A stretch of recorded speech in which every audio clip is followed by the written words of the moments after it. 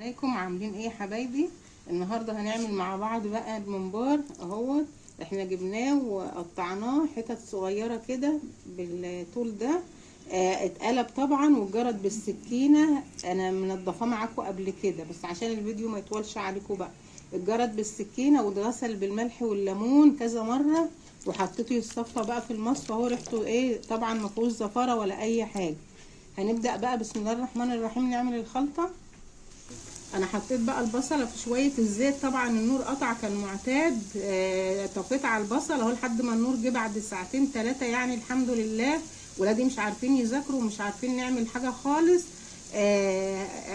والميه كانت قاطعه، الميه جت النور قطع الحمد لله. البصله اهيت. عملت بقى الطماطم في الخلاط كده بقى. بعد ما حطيت الطماطم على البصلايه هحط شويه ملح،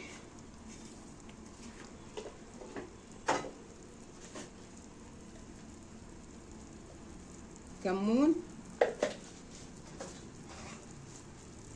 فلفل اسمر،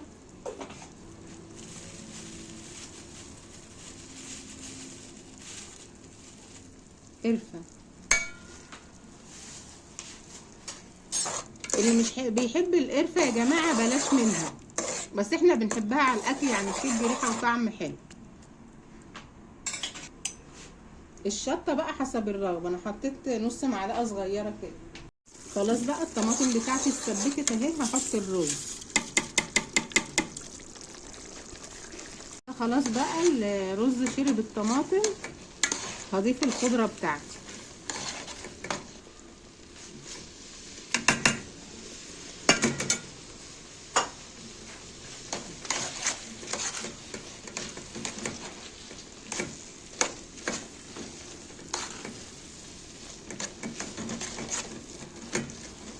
كده خلاص بقى هطفي عليها ونحشي مع بعض. بقى رجعت لكم تاني يا جماعه اهوت. بدات احشي في الممبار. عملنا جزء اهوت وبنحشي في الجزء التاني اهو. هو طبعا سهل خالص يا بنات اهو. بنمسكه كده بقى وبنحشيه. طبعا هي ايه بخلطه زي خلطه المحشي بالظبط.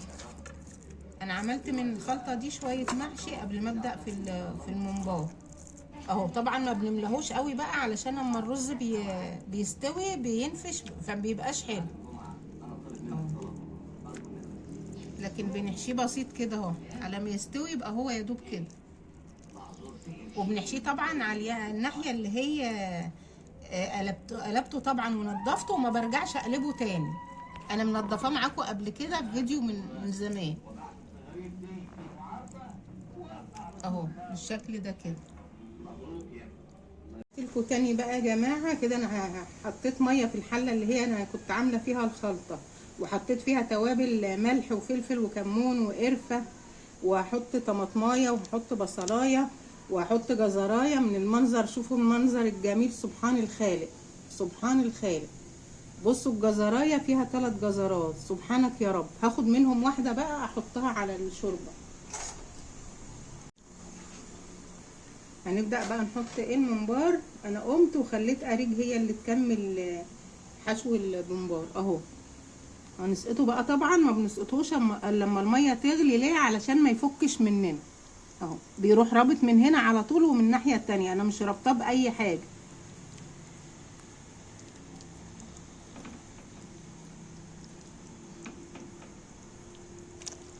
خلاص بقى رجعت لكم تاني. الممبار استوى اهو. طبعا بنعرفه استوى ازاي يا بنات اهي. الشوكه اهيت وبنروح بصوا غزينه كده اهو اهو. بسم الله ما شاء الله، ما خدش وقت معايا. كده بقى احنا بنحمر السجق اهو.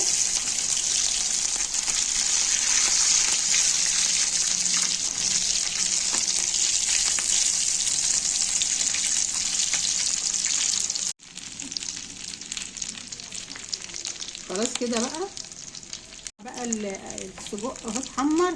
ده المفروض كان هيبقى غدانا يا جماعه، دلوقتي بقى عشانه وممكن يبقى صفرنا لان الميه والكهرباء كانوا قاطعين النهارده.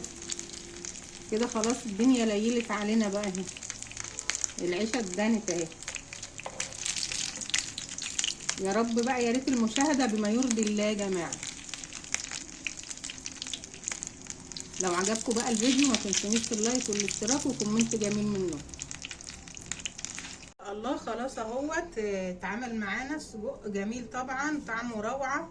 خلطته كانت جميله وسهله خالص زي خلطه المحشي بالظبط. انا عملت من نفس الخلطه محشي بتنجان وفلفل اهو يا حبايبي، بالهنا والشفا.